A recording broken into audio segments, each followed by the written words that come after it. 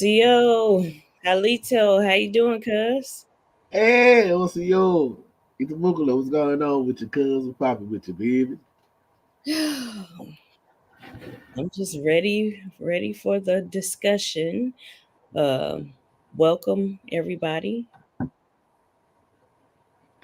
Um, we have our special guest in the background, Right. waiting to be pulled on for the discussion. So, cuz Yeah. we gonna bring him on and let Bring him brother share. in. All right. Peace.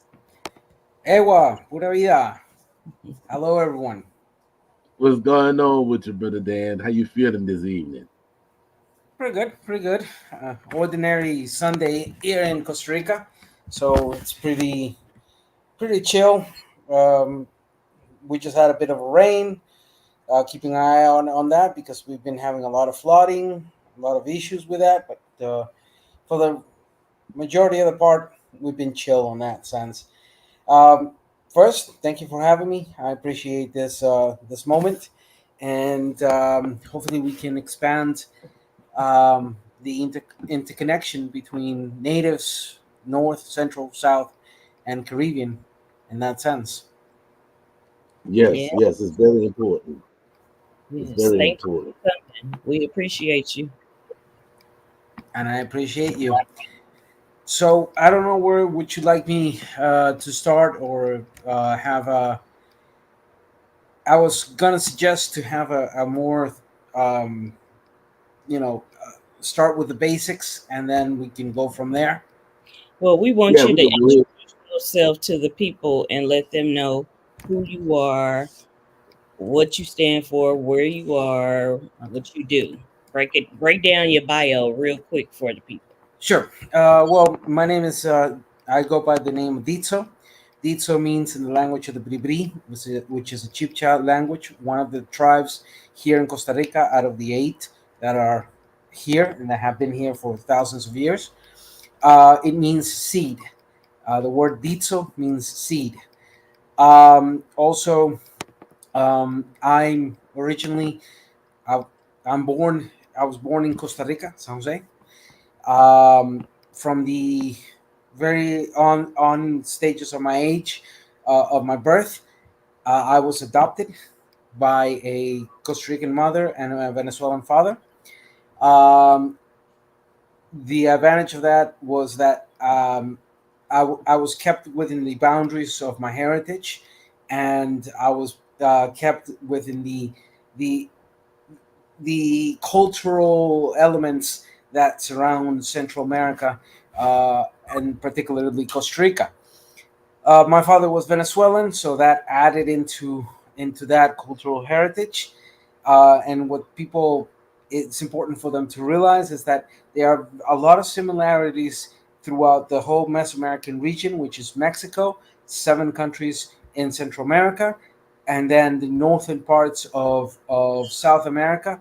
There's a lot of elements that are shared and that are have been even prior the arrival of the invasion of the Europeans here that were shared in many ways amongst languages, food, activities, the building of different infrastructures, cities, etc., and the different stages where our indigenous populations were at. And there was also sharing with the Caribbeans in that sense. So all this area was heavily interconnected before the arrival of the Europeans.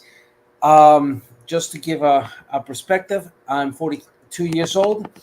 For the past 25 years, I have been working on human rights issues here. I have worked matters of indigenous, Afro communities, as well Mhm. as developments of those particular areas, as well as uh, the areas I'm currently living at. I'm currently not in living in those particular areas due to my work. I had to Mhm. move to the capital, San Jose, but I'm pretty Mhm. much anywhere between 4 to 6 hours drive to get X or Y location I need to get to in that sense. And I work in very interconnection. So my four major countries where I move a lot are Nicaragua, Costa Rica, Panama, Colombia, Venezuela, and then occasionally Trinidad Tobago, Barbados, Jamaica, etc. That has been my major area of activity in that sense. Um, in Important in that aspect, I also I have a background on law, sociology, anthropology, and linguistics. Those are my four major areas where I've developed. And I've worked in a international level with organizations, pressing organizations like the United Nations, for example, to continue um putting forward the issues of indigenous and Afro communities here in our location. And one last thing, I've one major work in the last 13, 14 years has been focused or hyper focalized on the drug policy reform. I 14 years ago, I was one of the first voices here in my country to come out and say, hey, look, we need to legalize weed or cannabis or marijuana, whatever you want to call it.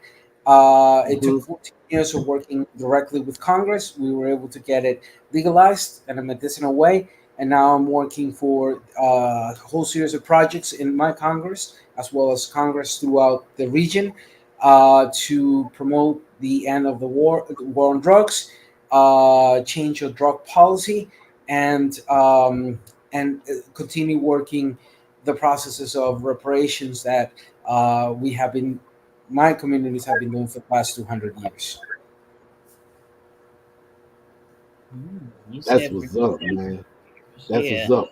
And I'd like to thank everybody who's in the chat tonight. You know what I'm saying? We had a distraction that came on, but he's out of yeah, there. Yeah. banned. Yes. When you talked about the for 200 years, what specific group are you trying to give reparations for? Can you break that down? Give us a little more detail on that. I work in more a macro level, so I'm working on a regional sense. So I'm not hyper focalizing on one specific group. I am talking in a general sense as to the reparations established towards not only Afro communities but also indigenous communities, particularly in the matters of what had happened in the colonization and the invasion of Europeans here. Okay. This one of the question that I wanted to ask because I you speak about the Afro Indigenous. Um, do your people have information or oral stories about tribes that came from the continent of Africa during trade before the Atlantic slave trade? No, none whatsoever. What we have, both in the oral and written, depending on if we're talking north section, and just to give a perspective of what area we're referring to, let me share something that in this way gives a visual perspective. So the first thing I'm sharing is quite simple. This is the map of what is known today as America, the Western Hemisphere. So Hmm. I'm gonna focus on this, where you see Mexico, all the Yeah, way down, and then the Caribbean. I'm from here. This little place called Costa Rica, right between Panama and Nicaragua. Okay. yeah, Um, so this is my country of birth. It's my country heritage, etc. And the connection I was telling you, I work. If you look from Nicaragua all the way to Venezuela, Colombia. I've worked in Peru, and you can see the nearness of the Caribbean in that sense. So we're talking about here at least anywhere between 250 to 500 different identified indigenous groups that have survived after the invasion and that are still here throughout all this particular region. Having, I'm not gonna focus much in Mexico yet. I want to just focus into this. So when you're talking about the cosmology of these different populations, uh, I'll give you an example. My people talk about Sivu, Sivu who created the world, and if you look at the stories in regards to Sivu, um, and I'm just gonna bring this up real quickly. And luckily, we have translated works that helps when we're talking in English, because if not, if I bring Spanish, in that sense, it's going to be a difficult pain. If you could share the next one, this is specifically on my people. So the photograph that you're seeing is our traditional houses that were used to build even before the arrival of the Europeans here, the invasion of the Europeans. This has a cultural purpose. It's built in a triangle shape with different elements, just like uh, it was very similar to the construction you do with adobe. I don't know if you're familiar with adobe, which was pretty much the manure of animals combined with different types of grass The mud. and the Yeah. impermeabilization, etc. Yeah.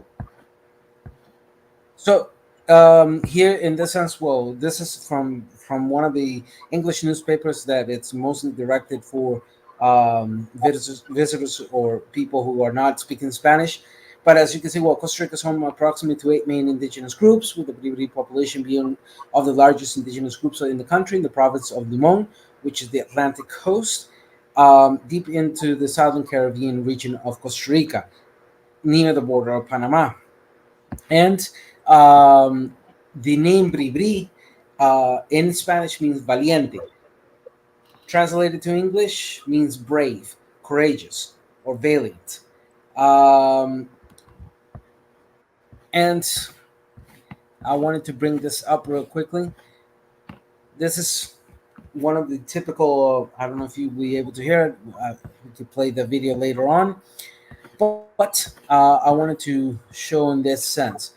For example, one of the things, and if you look at the individual here on the video, this is what my people look like from the get go. We're dark skinned. We are we are like me, you know, straight hair. And when the slaves were brought here from Jamaica, we there were many of the slaves were deposited near the regions of the Bribri.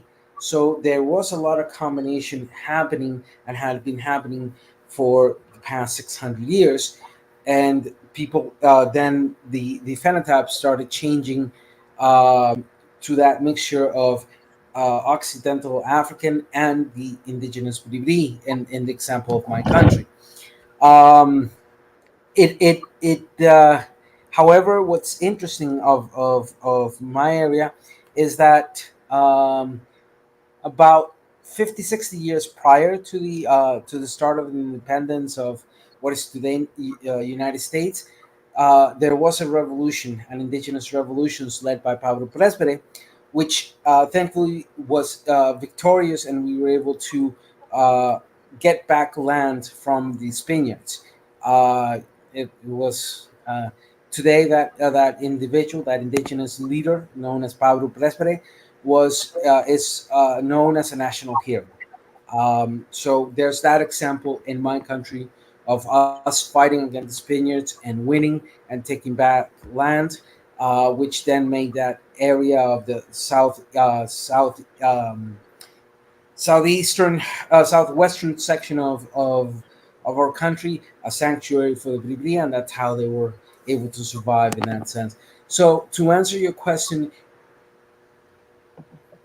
In my people, the Bribri, no, we there's no the uh, cosmology of the Bribri, talking about Sibu, about the creation, about the different gods that were here, etc. None of them are associated with an idea or something that would bring us to the idea of a connection with Africa prior to the arrivals of the Europeans here. And then when the slaves were deposited here, then the stories start reflecting that reality that was happening at that time frame.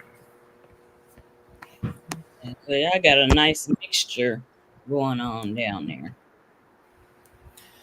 It, yeah, it's been in that sense. And what's interesting is, and I wanted to show another thing in regards to what we were talking about prior to this question. Here, this happened last year. If you could share that for a moment. Um, this was last year. This is a news from last year. It is in Spanish. I did not find it in English. This was July 7th, 23. It says los países de la CELAC piden reparaciones por la esclavitud a la UE. UE is the abbreviation we use for the European Union. So in translation, the countries of the CELAC are asking for reparations due to slavery to the European unions. And this was a combination of about 30, 40 years of us working. The CELAC is the mini UN type of thing that we have here of the community of Latin American states and Caribbean states. CELAC for its acronym in Spanish. And you see several of the representations, etc. Obviously, the photograph here you see are the presidents and the prime ministers of either of either um, Latin America and the Caribbean. The civil actors like myself usually don't appear on this type of photos. So, in as you can see, the activity it has been constant, and this is just one example that just happened last year. But we're talking that the last 200 years after our processes of independence, that has been a constant and systematic reclamation against Europe and against their lack of accountability in regards of their invasion and their impact of that invasion in in in all the continent in itself. Mm. So, yeah.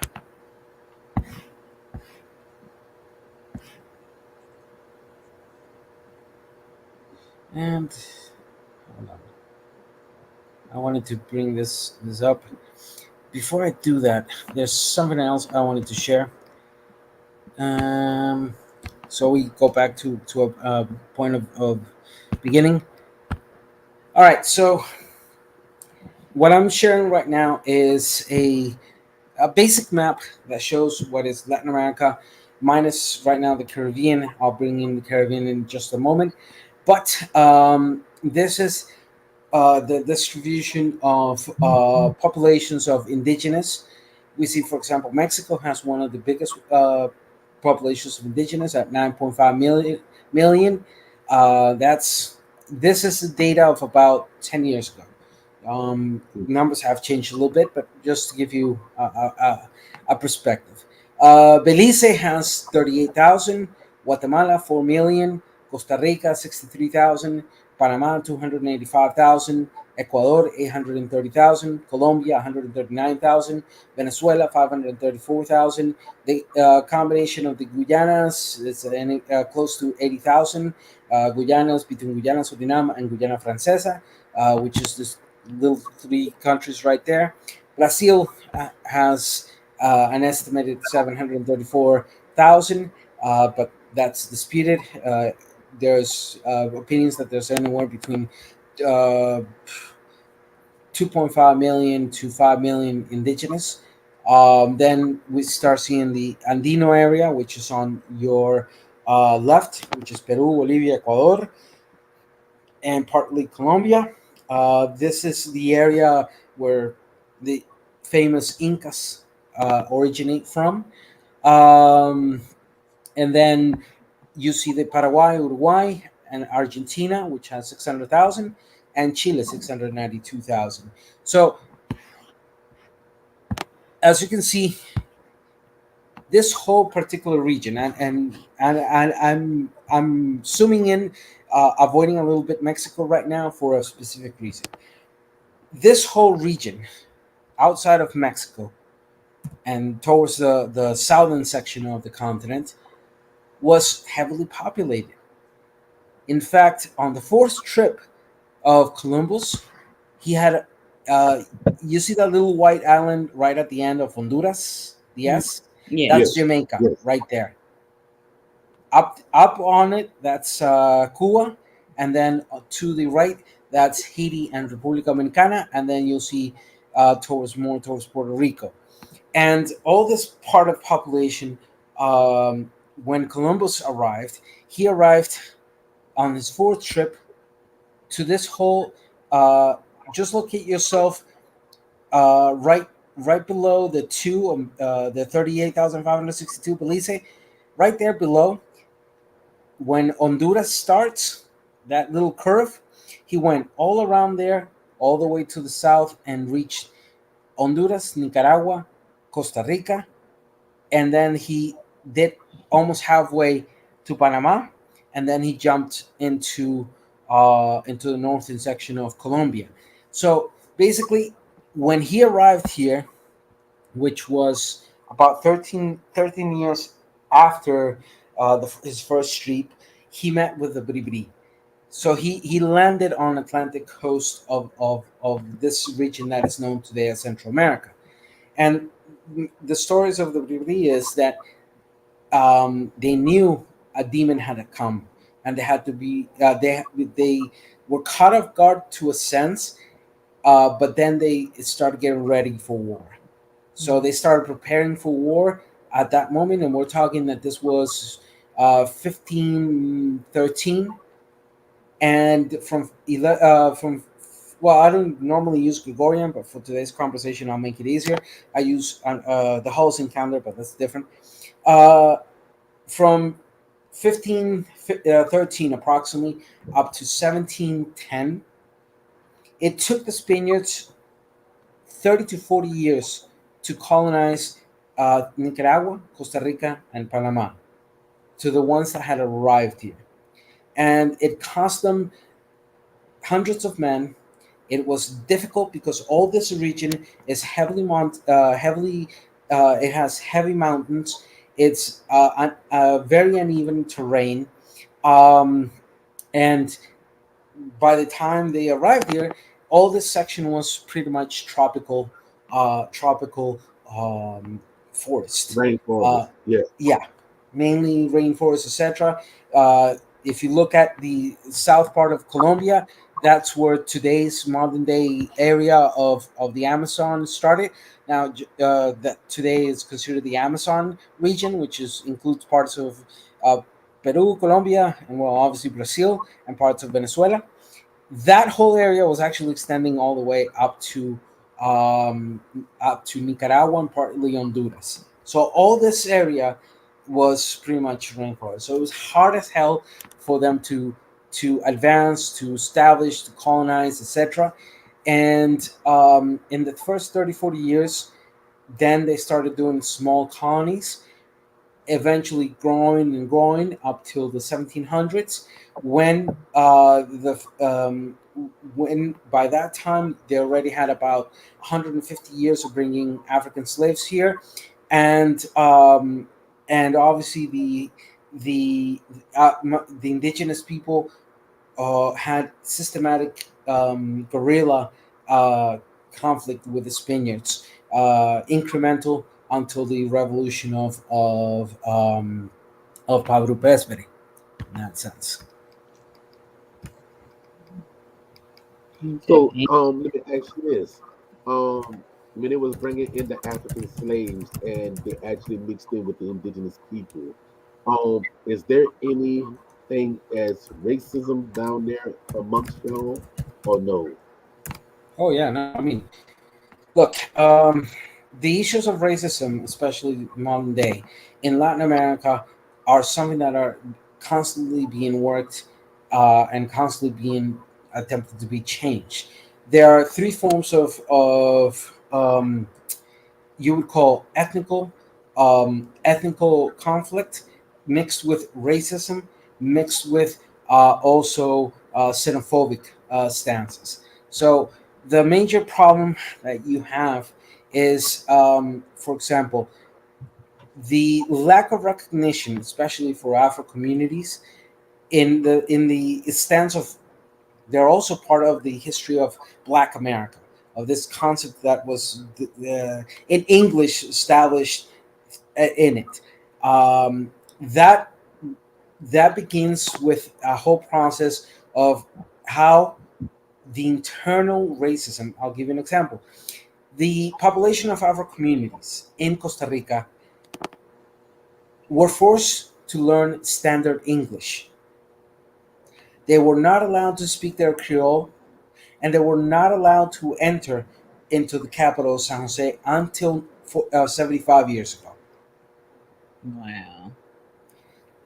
Not only that, but they were not allowed to speak Spanish. So a lot of that region developed very similar to what was happening in Jamaica, and very similar to what was happening in the southern sections of the United States, as well as in Belize, Barbados, Aruba, etc. It was, even if there was a greater control of the Spaniards, the English also were here. So they took that area as a defiance against the Spaniards, just very similar to what happened in Jamaica. So you know, Jamaica initially was invaded by the Spaniards, and then the English came in and kicked out all the Spaniards and took control of Jamaica. So that's an example in the realities of Afro communities, as well as towards indigenous and those parts of populations that are combined, like myself, Afro indigenous. Um, Another major factor is that after independence, the representation, political representation for Afro communities as well as indigenous communities, has been poor to none.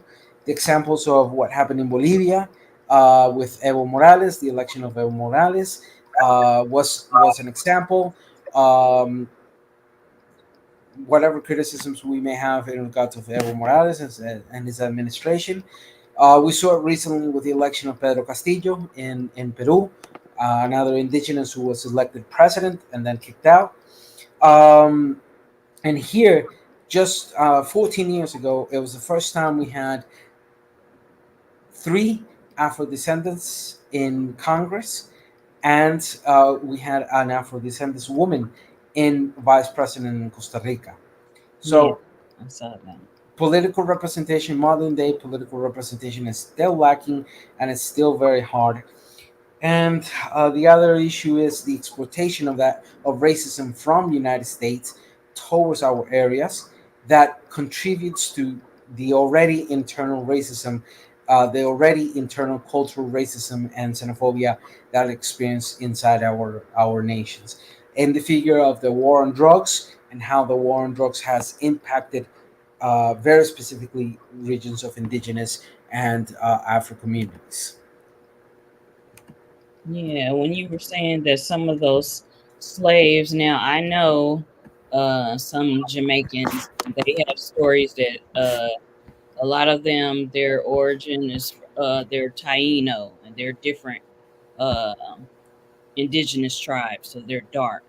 So not all of them, came from Africa. Do you know of any stories, or you just your concentration is basically about Costa Rica in that area? Uh, Well, my concentration, my main focus, yes, is in Costa Rica. However, as I mentioned earlier, I work on the whole this particular area that you saw on the map. So I have a much involvement in Nicaragua, Panama, Costa Rica, Colombia, Venezuela, and well, partly Jamaica, Barbados, and also Trinidad and Tobago. All that particular area that is relatively close to me in that sense. Um, and I wanted to bring this example in the question of my people. It's in Spanish. I try to bring as much as English as I can, but some You of can it, translate it for us. yeah, exactly. Okay, so to give you an idea of this, this is pretty much just a quick explanation.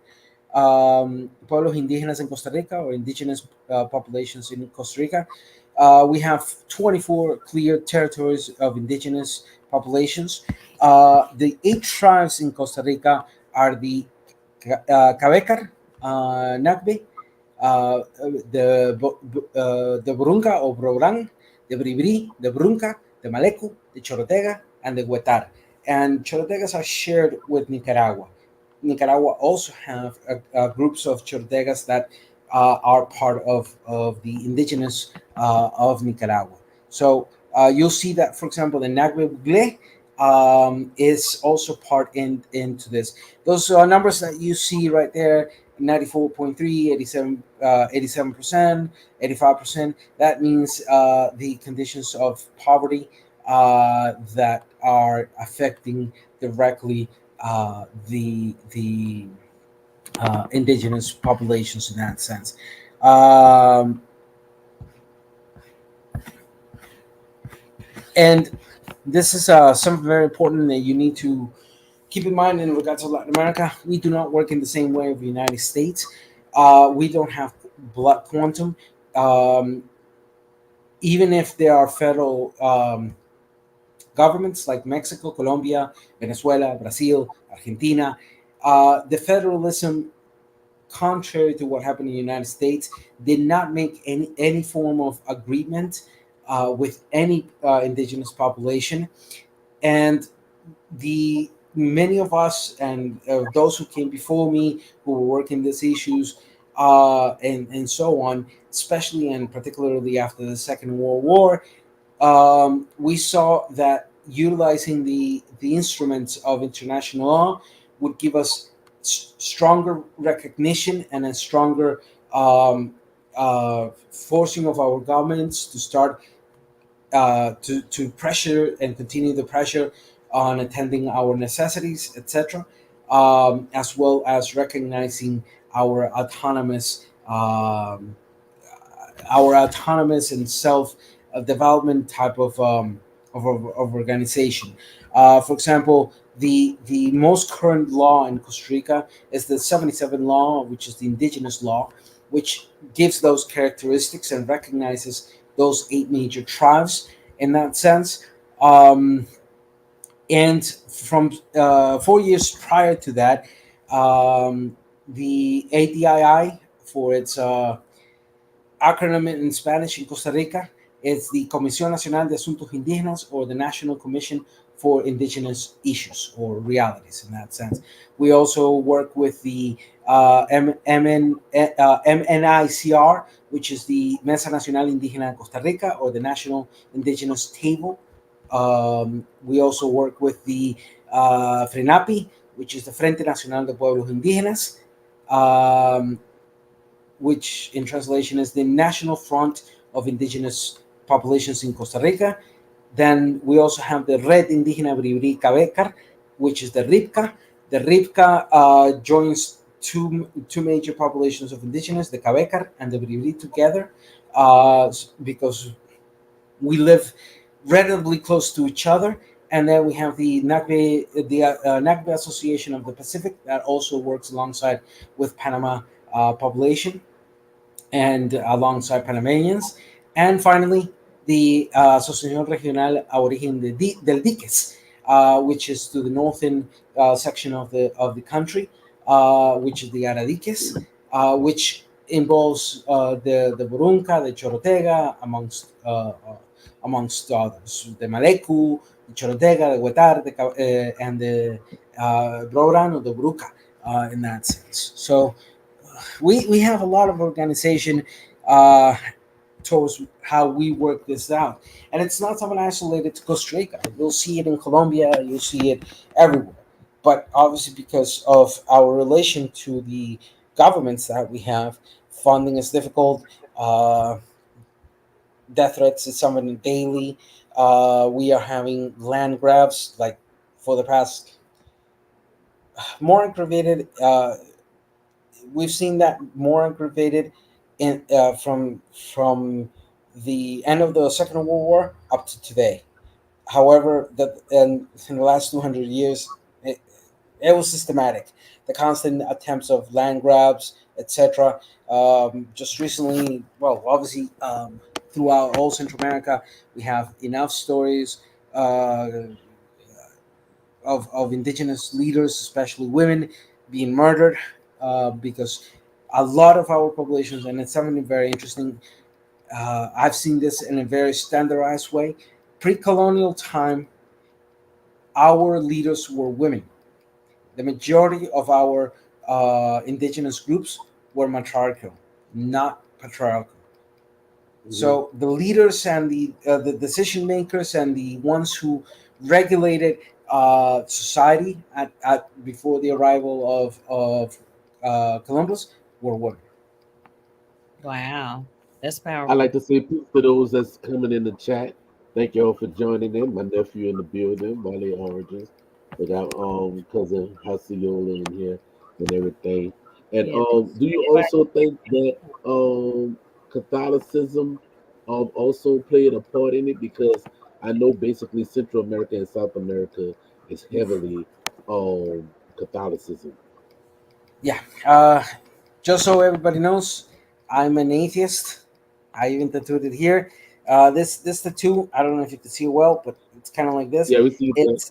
It's the atom, but it was designed in such a way that it forms the A, the T, E, O in Spanish, ateo. Um, for me, look, there's no doubt that Abrahamic religions, and I'm going to be very unpopular with this analysis. There's no doubt that Abrahamic religions and their arrival to this continent, be it the North, Central, South, or Caribbean, was utilized as a weapon of mass destruction against indigenous and Afro and slavery. Yes, it's poisonous. It was poisonous. Talking all of them. I'm talking Islam, I'm talking Christians, I'm talking Catholics, and I'm talking Jews. All those religions were utilized as weapons of mass destruction. One of the things that we see with, for example, the idea that the indigenous people were the lost tribes of the Jews, which is a pure entire BS in every sense of the word. Mhm. That's just an example. So, in my country, the current constitution establishes that the official religion of the state is the Apostolic Roman Catholic, meaning part of my taxes. That's a fantasy of many in some people in the United States that call for Christianation. That's the end goal. That through a constitutional means, they establish an official religion, and then your part of your taxes will go to sustain that religion. Mm. That is the end goal. And that's what we've been living here. We've been fighting to change that Article 75 of my Constitution for the last 70 some odd years. And that was the recent, the, the, the Constitution of 49 after the Civil War that happened here on 49, right at the end of the war, which that is one of the greatest faults of that constitution. But if I go to the other side and say one of the greatest aspects of the constitution was that the man who won that revolution abolished the military. So the error of enabling religion as an official thing is weighted against, for example, the idea of abolishing military. So we have to correct that, but the other one we have to keep, type of thing, type of discussion. And yeah, Catholicism here has been a pain in the ass 600 years. Has Yeah. as in the rest of Latin America. I mean, Right. It hasn't been incorporated. Like, okay, we have like Santeria, Umbanda, all mhm. of these different No, gumbo pots of religion. in the case of my people, the Bribri, Hmm. and the experiences I've known through the other seven tribes, in that sense, is that due to the revolution that Pablo Presbite did, and just to give you an idea, I should have had this. Okay, so just so you have an idea, and I'm going to bring this one real quickly. Hold on. Okay, yeah, I'm going to share this one. I'm just using my text screen. This one right here. Okay, so Bravo Presbite, um, as I see, this is the story. I'm gonna go over it real quickly so you have an idea of what happened and why it does not in our populations Catholicism does not entirely impact. So imagine this: Pablo Presbite was a major chieftain or one of the top leaders at its time in that sense.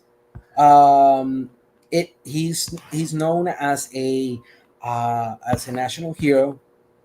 There's a depiction of one of the statues that is in the country. Um, Alongside Tupac Amaru, he's considered one of the greatest heroes against the invasion in the whole sense. Um, Now, as you can see here, for example, it tells us, desde la primera incursión en 1540, since the first incursion in 11540 of the Spaniards, uh, you start seeing the warrior spirit and the statement of my indigenous saying, we're not going to accept the invasion. Um, and this was mainly between the Bribri and the Cabecar. That's why those two are very united. In 1610, El Usecol, which was the maximum religious chief of the Bribris and the Cabecar, Waikara, prior to Pablo Presbite, had already established resistance movements, which took out one city that they had established by that time from the Spaniards. Uh, and then we start talking about the Blue Cap Sea, Francisco Cagri, Diego Ébano, Cuna Serra. We start seeing those changes of names from indigenous to Spanish. So all those type of resistance. But let's go into Pablo Presbite. 20 September 1709 or 11709. Um, Pablo Presbite, alongside many of these people, and this is where I was wanted to get. He went and fine, let's use the word. He assassinated the frailes, the Catholic fathers, Years. Pablo de Rebudilla y Antonio Andrade, with 10 soldiers, and he killed a woman alongside them. Then he advanced into burning churches and burning anything that was Catholic and or Christian. Um, he was caught at the end, um, and he was put onto trial alongside Uctelopda Baltasar Ciruro, which was an alliance of the Aguapas, or part of a clan called the Sisuruwak, Pedro Ocri, and fine, we never got enough information where Pedro Ocri was. Pedro Etuki, which was the name Pablo Presbite means the king of Lapas. The Lapas are the Cacatus. I don't know if that's the. Let's translate them Cacatus. You know that beautiful bird with a lot of wings like this, etc. That's what it means. Pablo Presbite means the king of Lapas. Um, so he was killed in that sense, but he was able to get that land back, as I was telling. And one of the main things we did is any Catholic that would dare enter here, it would mean a death sentence for them back on that time. And we did Mm, kill many Catholics, and we destroyed their images, and we destroyed their things, and we did it proudly. And I stand proudly, and I stand by that any day of the week. If it meant it it meant that, and we would do the same against Islamics, against Jews, etc. Anybody that tries to impose their religion into that indigenous, reminding us of the terrorism of Christianity, Islam, Judaism, etc., that happened here, it's not welcome. But that did not happen in other populations of indigenous. So you have that variation happening where then you have the creation of Santeria, you have the combination of just happened. Oh, man, in fact, there's something. Hold on. I just remember this. I read this a few days.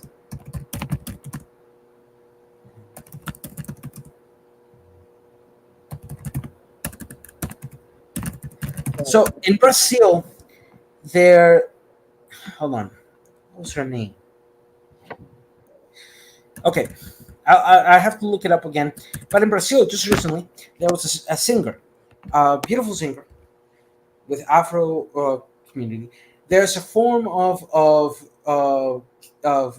Christianity in Brazil, which is a complete and utter out of their um, assimilation between Christian principles and indigenous principles and African principles. So what they did, the slaves in Brazil, is build a complete different religion, which follows some tenets of Christianity, but they also follow some tenets of either African or indigenous principles. So she came out singing about this, and the Catholicists in Brazil started criticizing her, etc. And she just turned around and said, "I'm not going to change. This is my religion. This is what I believe in, etc." Right. And she stood her ground very well. I gotta remember her name right now. Give me a moment to just, I'm gonna because have I to look handle too it up. much information and sometimes I forget. Yeah, so yeah, basically well, there is like a Creole gumbo pot of all of that. You said the indigenous, the some of the invaders' religions, Catholicism, yeah, mixed in there, and some African, all okay. Ah, there we go. I found her. I found her. Hold on. Give me a second. Um,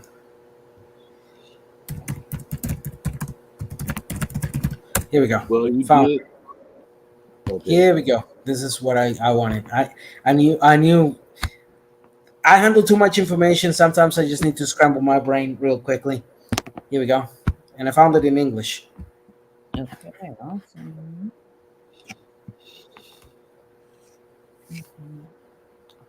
So this was just recently. This was published May 15th this year. Anita defends her Afro-Brazilian faith after the new music video cost her some followers. She did a video talking. The video name translated to English is "Accept," or yeah, "Accept." You can find it in YouTube. It's a pretty interesting song. You'll find a lot of elements of African, etc., especially Brazilian uh, uh, senses. Um, and the religion that she practices is called candomblé. Candomblé, yes, I know all about that. Candomblé, yeah.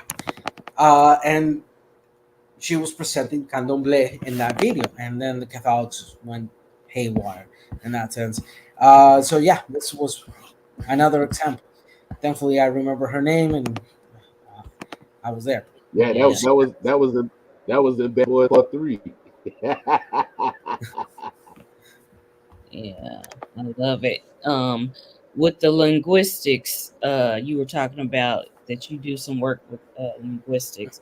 Okay, I know you covered how the colonists came and they tried to basically take over, but the remnant that's still there is Spanish. So, what is your indigenous language? Do you know your indigenous, your tribal Yes. language? Okay. Yes. So let me bring this up real quickly. And here we go.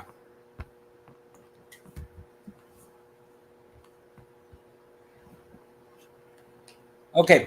So the Cabekar and the Bribri talk a formal language that is also emanating from the Chibcha languages. For example, it's very nasal and at the same very phonetical. Um, for example, and this is just I'm bringing phrases. Uh, when we say, "How do you wake up?" How did you wake up? We say "Ishbek shkena," which you can see right here. You see, my pronunciation is not the best. I've been working on that because of my reality and my recomparison to all this late in my early 20s. That's when I started really getting back into this. Well, not back, getting connected because at first, I told my story and everything. So, but for example, Ishbeshkena, how did you wake up? Jeshkena we, amanecí muy bien, or I woke up well. Isbetso, how are you? Yetso beaure enalbe. Estoy bien, ¿y usted? I'm good, and you? Isbeko with chiko. How are you doing? How are you hanging? So you hear that nasality to it, very similar to the to Quechua and all those Chibcha languages, especially in Colombia. For example, if I'm gonna say I'm doing good, wah, I'm wah. Right. Awesome. So just more examples I can bring in, etc. But yeah, this is the language of one of them. There's seven other languages. Well, there's six other languages because we share this language with the Cabekar, but the Cabekar change pronunciation and certain terms into it, but it's very similar in that sense. Okay. And what is your, I know you said that you're an atheist, but what is your official tribe's, what their spirituality? What is it called? Uh, it's the Siguarawak. The Siguarawak, and let me bring this up real quickly. I did have it here. I'm going to use the Wikipedia page because it's in English and it's easier for everybody to understand. So don't kill me because I'm trying to adjust that everybody speaks English. But here we go.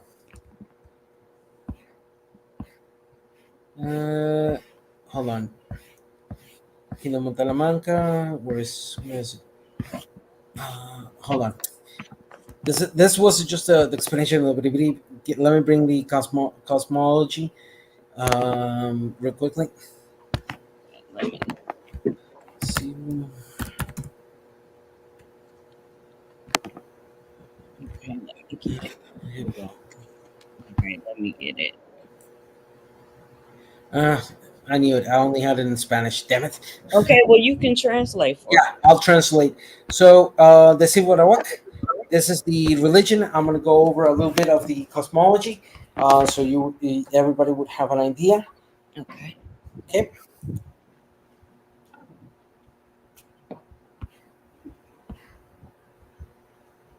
So all this is knowledge that the Awapa or our elders transmit. It at first it had been extremely oral, and it was not until about 150 years ago that we started then writing it down to make sure that all that heritage survived. You can see on the right, my people work with gold, and this is an image of Sivu. Okay, Okay. this is a representation of Sivu. Um, so okay, Cebu is the creator. as the creator. Yes. Okay. So let's put into this. Sorry, it's gonna. There's certain words that I'll need some time to translate real quickly because Okay. it's We kind of we patient. We're patient. okay. So, for example, Sivu is the main god who created the land. Um, so we have Sivu, supreme deity, the creator, the cultural hero, and the central figure of the stories of the Sul. Yamipa, which literally means amigo o pariente de Sivu, or Yamipa of Sivu, are those who are closely related to Sivu. Amongst them, you'll see Ekekol, which is the owner of the plants, animals, and objects. Be, which is the uh, those who came before the Bribri, who are also considered demons. Long story.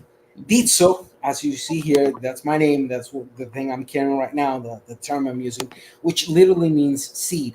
Everything related to the actual and current Bribri in that sense.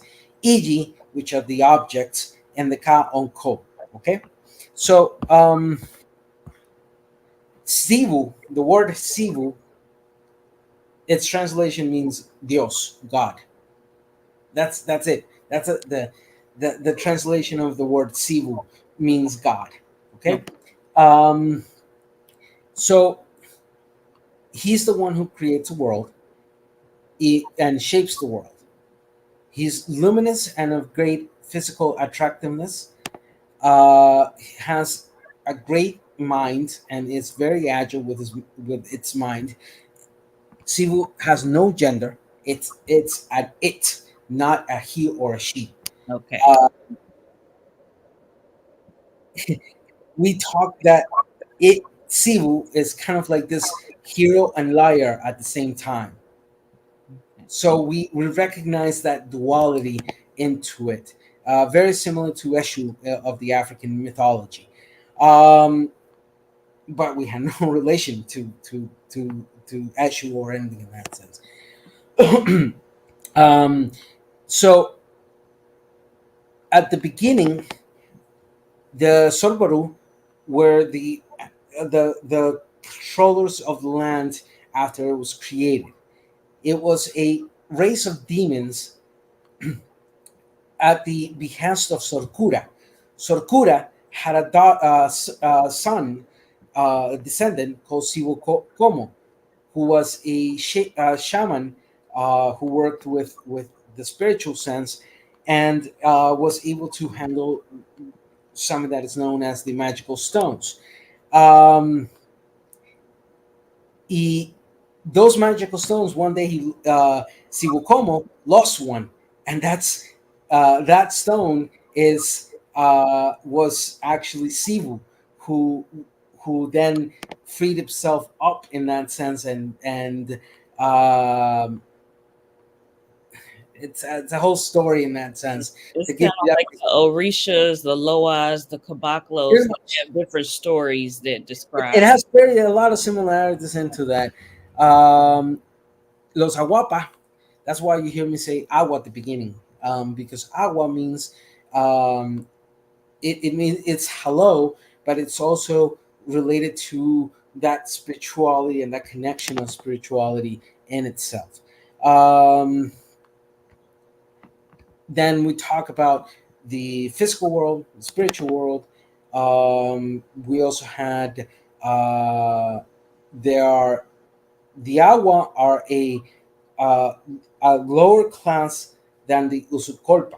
The Usucolpa were the high priestesses of Sivu.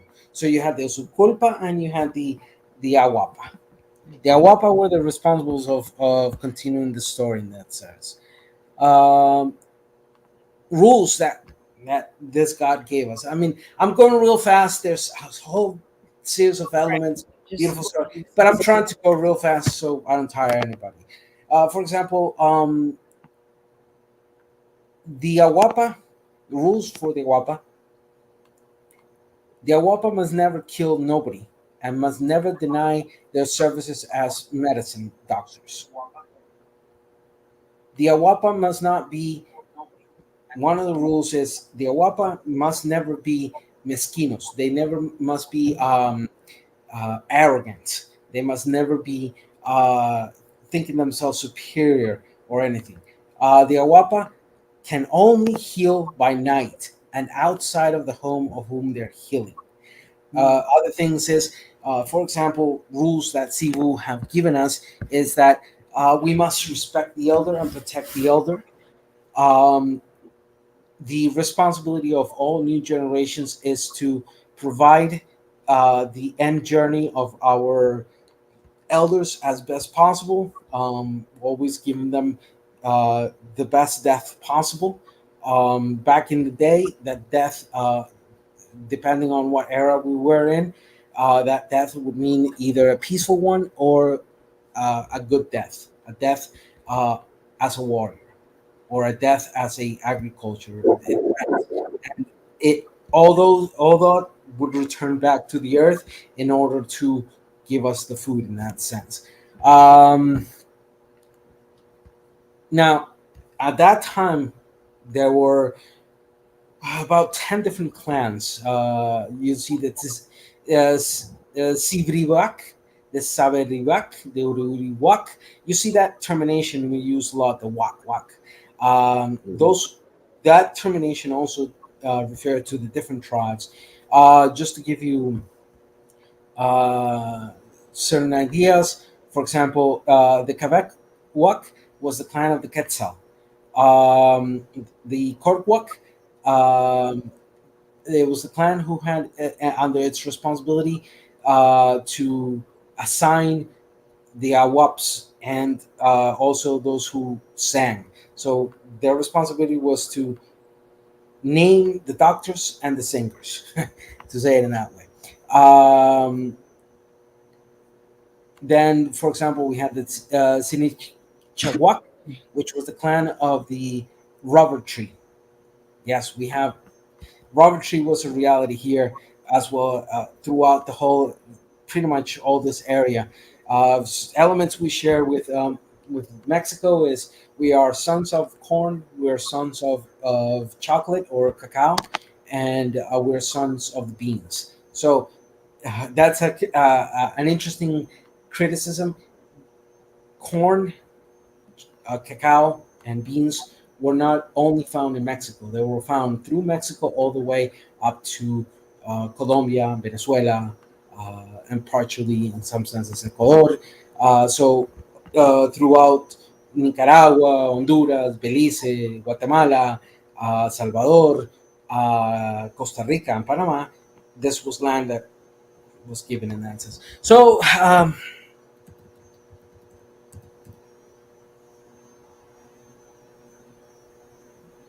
was a good. So with the cacao, did y'all have like a dancing ceremony with a cacao? yeah, yeah. I'll have to bring it up, but yes, there are several dances towards the cacao. In fact, uh, I'll have to find it. I did have it around there, but it's in one of the books. Columbus, when he arrived here, he was served cacao. In that sense. So Awesome. Right. Okay, so we broke down the spirituality, the linguistics, um, the various ventures that you're doing with the activism. Cuz you got anything else you want to ask? Well, I like to reiterate the question that my nephew asked last week about the Yamasa Taino. We spoke about that last night. I mean, last week we asked you about the Yamasi Taino with the yeah, family there. Do you know a little bit of it? I know a little bit of it. Of course, that is not my tribe, so I would not like to, you know, uh, overstep my bounds. But just to give you an idea here, um, and this is just to give a visual tool. Yeah, nephew. And a good thing you brought this up because I was going to bring. I knew I was forgetting to enter into this, but all right, let's focus into what was the what is today known as the Caribbean. If you look at the extension of the Caribbean, if you look up on the top, you see that little thing right uh, behind the RIBE. That's Yeah. Florida. Yeah.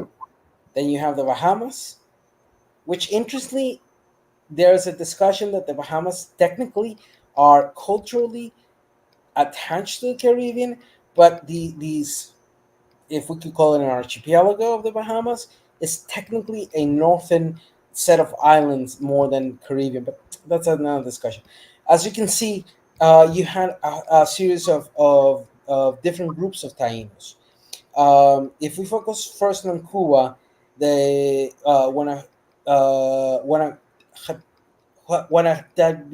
shoot, I always felt on pronouncing that. The Guanahatabes were technically another former tribe in the Cuban um, western coast. But then you have the Occidental Tainos, the classical Tainos. The Occidental was mainly Cuba, Bahamas, towards Jamaica. Then you see the classical Tainos that were mainly in the Haiti, uh, Dominican Republic. You see that you have smaller islands. All those were combinations of between classical and occidental Tainos. Obviously, Puerto Rico, but Puerto Rico, as we know today, is a territory of the United States, was also part of all this. And then here we have the lower Caribbeans, which would be the Oriental Tainos that were in today's San Martin Island, the Virgin Islands, Guadalupe, Dominicana, Santa Lucia, Barbados, San Vicente la Granadas, etc. And then you see in the bottom right there, Colombia, Venezuela, and look at Yeah. and then right where the and then you see Costa Rica. So all this area, there was a lot of movement happening between the Tainos, my people, the Chichas, etc. So this whole area was populated by the time the and interesting enough, the Oriental Tainos should extend to Trinidad and Tobago. On the bottom, right here, you see where Hmm. the Tobago is right next to Venezuela. And then if you, Yeah. well, it's not on the map, but you'll see the Guyana, Suriname, and the French Guyana, modern day, in that sense, that also shared some elements with the Tainos. So you had the Tainos, the Ciguayos, the Siboneyes, the the Ibis. Then you had um, then you had a variation of those throughout the whole area. As you can see, the whole Caribbean pretty much extends from the northern section of the continent all the way to the southern section. And for example, from Jamaica to Costa Rica, it's 1,000 kilometers of distance. So hold on, 1,000 kilometers to miles. So 621 miles. Yeah. So So, basically, the island hopping was a no problem at all. huh? I said the island hopping was no problem at all. No, not at all. I've done it. I've done the island hopping. I went from Trinidad and Tobago all the way to Bahamas. It took me 6 months. Mm. Can you bring that map back? Sure. 'Cause I wanna. What is I'm bringing that that back up. animal spirit that's on there?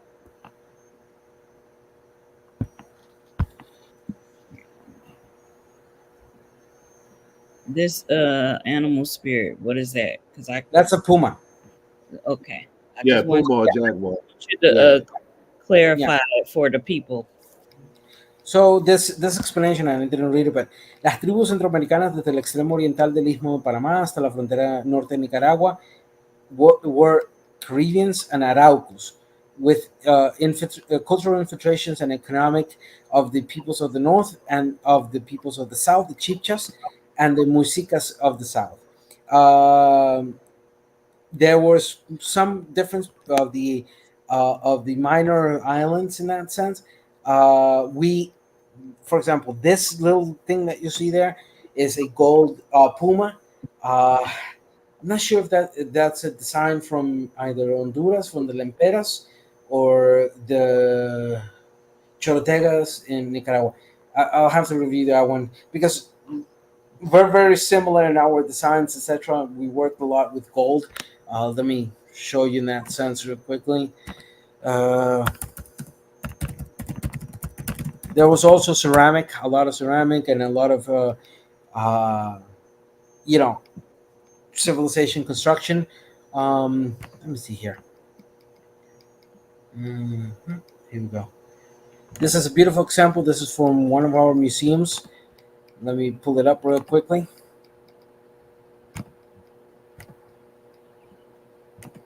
Here we go. Okay. So this is obviously that's a mannequin. Pay no mind. What you see in the background is the museum, the National Museum of Jade and of gold here, of indigenous gold here in Costa Rica. This is an exhibit that happened. What was it, about 10 years ago? But you see the different ornaments. This was a very traditional aspect um, of especially the bribri, the cabecar, etc. Then you would another thing here. Uh, this is something that there's a lot of discussion about it, but here we go. But my people talk about this and the construction of this as part of the whole story of Sivu, etc. Here, if you could share it right now.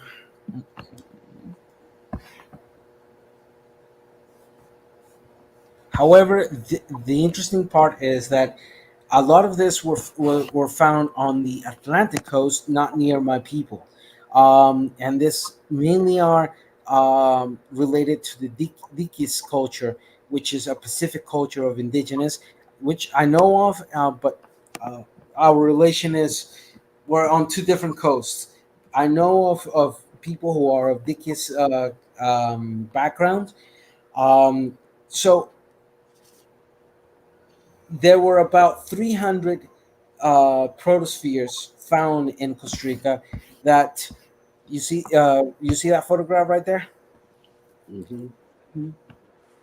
That the indigenous people talk about, that they're the ones who came before them constructed this. We think many of this date in a very similar time range as the Olmec heads. So you see a lot of works. For example, look to the right, that was tables, etc., with stone masonry, and the difference between the stones and the Olmec heads, about 1,000 years, 1,500. So this gives us the idea that many of the Olmecs actually started traveling south and started arriving to our areas and gave their knowledge of stoneworkery to our indigenous. That's a hypothesis. It has been difficult to confirm, but there are various elements of the Dickies culture on the Pacific coast that indicate that there was a direct connection between migrations of either uh, Olmecs or Chortegas arriving to the northern Pacific, to the central Pacific areas of today Costa Rica. Interesting. Now those stones is mighty round. Mhm. Yeah, they like perfect, ain't they? Yeah, they're perfectly geometrically shaped, circular. And what kind of stone that's made out of? Basalt? Is that basalt? That stone is a volcanic, because there are two major volcanoes in that area. It's a volcanic type of stone. Um, don't ask me right now the name because I do not remember it, but Okay. I Yeah, know that's it's the a same. kind of Yeah, that's the stone. same kind of stones. That's the same kind of stones that the temples are made out of. Mhm.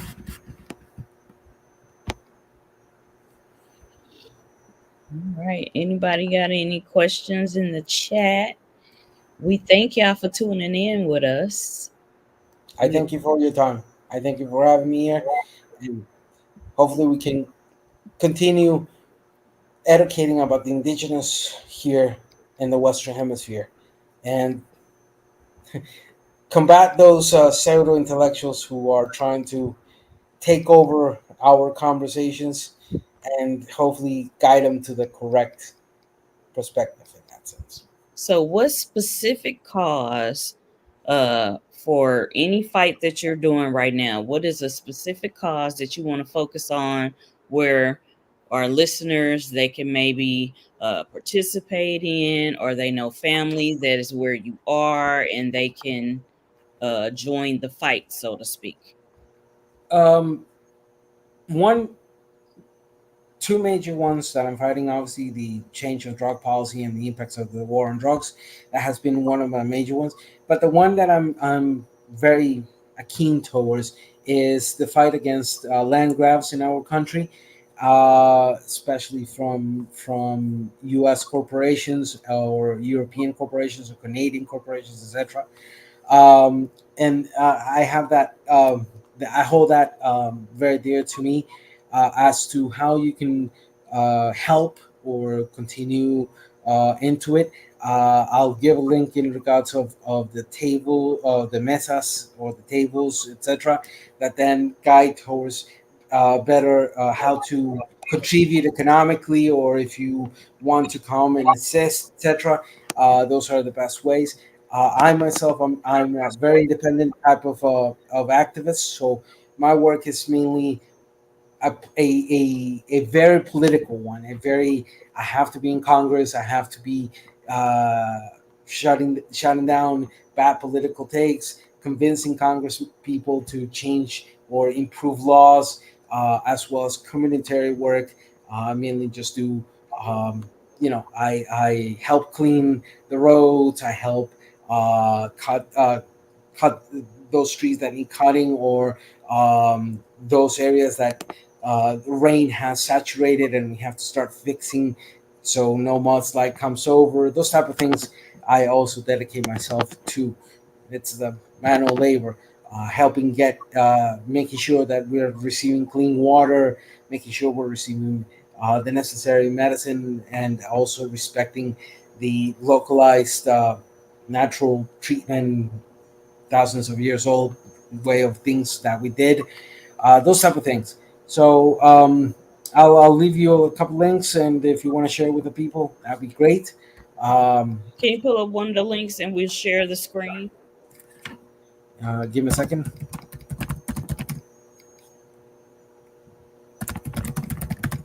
Right here.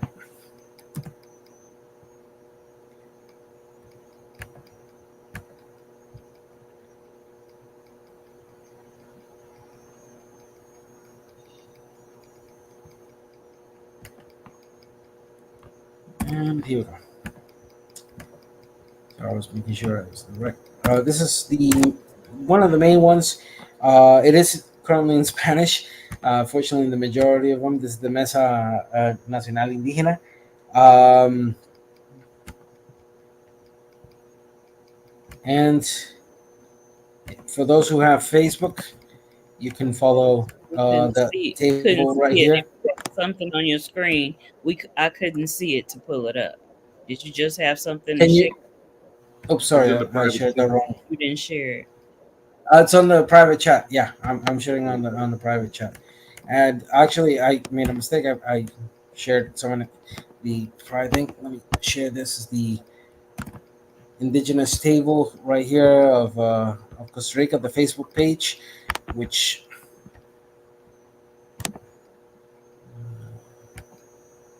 there we go.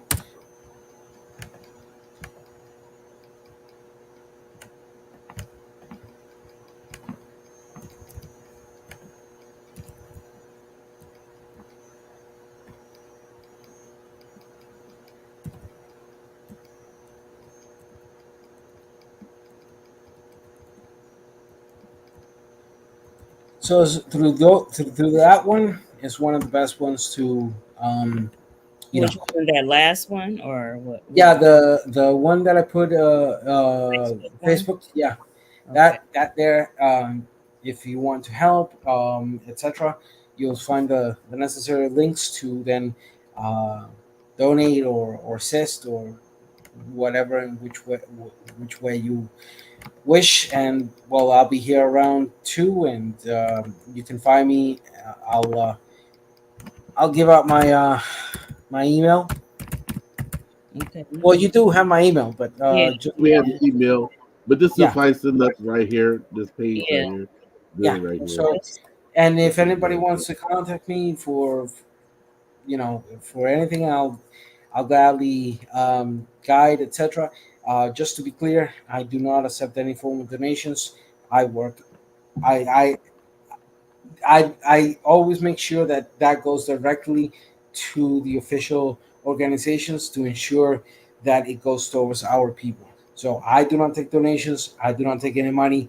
What I care for is educating and providing education on the things. So All right. Anybody in the chat have any questions? Any comments? Or do you want to come and join? Cuz gonna drop the link in there. You know, Okay. These she's are gonna, she Spanish. gonna Okay. drop the link in there. And if you got a question or comment that you like to ask on the brother, if you actually come on.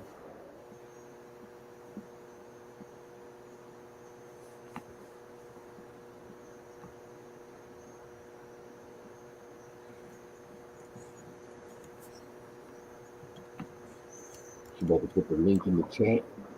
You can come on to ask your questions, or you can ask your questions in the chat. Either one will be good.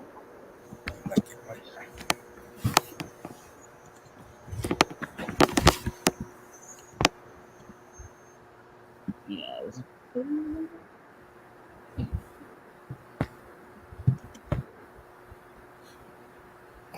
well, in another news, Biden quit.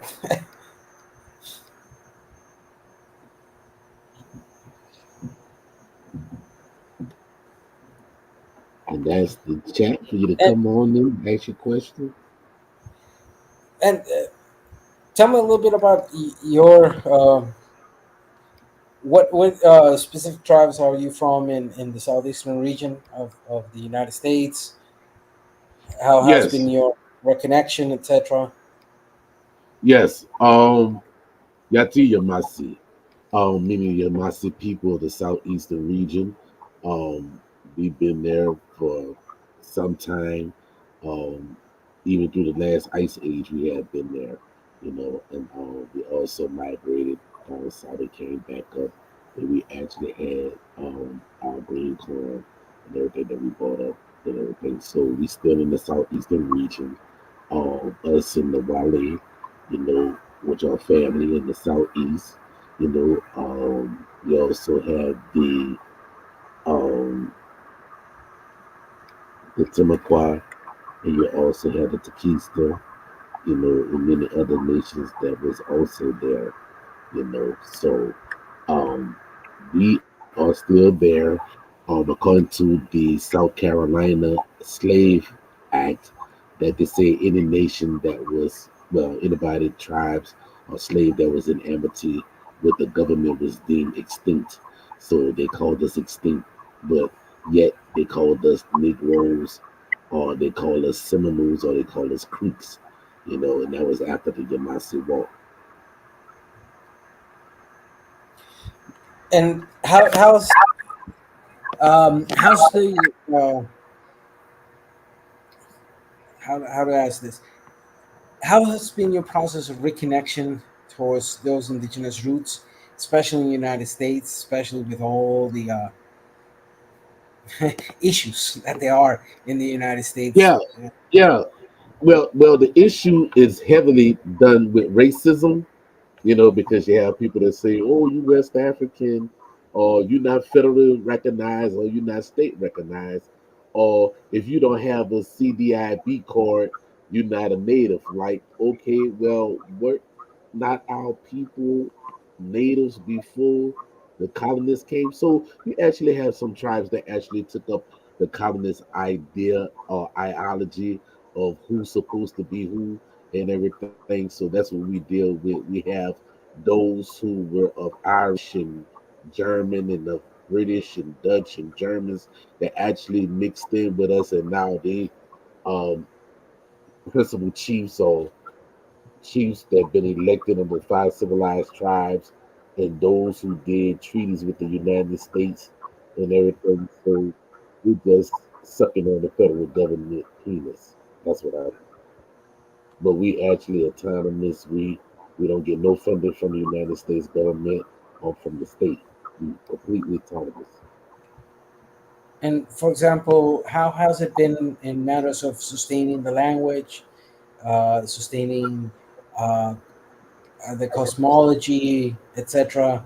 Oh yeah. How Um, we actually do that during ceremonial time, so we do have language class and everything to keep our language intact, and our customs and our ceremonies and our rights and our traditions, so yeah, we still keep that intact. uh, what uh, what what is the language like in that sense? How's it our spoken? language is the our language is the Hittite, and the Hittite is the language. Is I would say hello, I would either say Diskamuchi or I would actually say Itamukala, you know, and that's our greetings, So yeah, and then we know our clans, and we know how to say how you doing and how have a basic conversation and everything, So yeah, we still keep that together, Oh, that's and good. then the thing about it, we keep the language amongst the family. We don't speak it out to the outsiders. So I just gave you a little bit right there.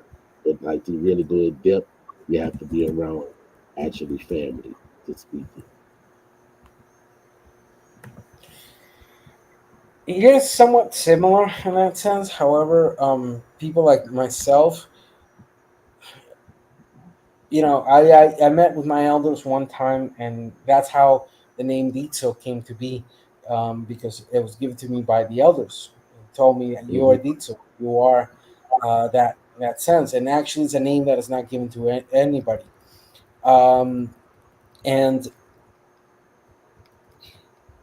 I, in the last 15, 16 years, I've been training more on my language, like I showed you in that sense. Um, and what's interesting is that right now, for example, one school primary, one high school is entirely being given in the language of my people. So yeah, some of the education that is given there, it's kind of like this weird combination that is happening, because, for example, right now in the last 30, 40 years, we have seen many of our indigenous arriving to higher education, becoming engineers, becoming lawyers, becoming doctors, etc. And they work back to the society in that sense, and they are able to speak at least three languages: Spanish. Many learn English, and the language, this language I showed you. So it's kind of interesting how that is evolving many ways, because I have two friends whom I speak not daily but occasionally, because they're married. I got my own stuff, so it's kind of difficult to coordinate. When you reach that ages of 40s, 50s, kind of difficult to get in contact with your friends. But when we do, we speak out. People get lost because we're speaking Spanish, we're speaking Bribri, we're speaking English, and occasionally we throw French in there, and sometimes we throw, because we're fans of anime and we like anime, we start throwing Japanese words in there, and suddenly we're making a complete different new language. Yeah. All right. Well, we We thank you. It looks like nobody in the chat has any more questions. You covered a lot. You shared some of the causes. People can rewind and go check out that Facebook page. The other ones were in like straight up Spanish. I did look at those, but Yeah, yeah, I we tried to get everything in English, but it's difficult. right. It's fine. It's fine. We appreciate you coming on our Sunday discussion panel. Yeah, Thank you. Thank you so much Thank for you. having me. yes. And Beshko Woblaba, my friends. Beshko Woblaba. Walk with your eyes open. All right. Chief, thank you very much. Thank Peace. you so much for everything. Buenas noches. I hope you rest well tonight and have a great week, a great year, a great life. All right, Back. family Mado. Thank y'all for tuning in. And I gotta be on the next show. So I see y'all on the next show. I see y'all on the All next right. show. I gotta do an interview. So I see y'all on there. Y'all already know Y'all on go my check it theme out. song. He's gonna be on the autonomous party because it's gonna be Yeah, on there. So y'all go yeah. check So it so switch over to the next channel. I see y'all there. All right. out. Peace. All right, peace, cuz. Peace.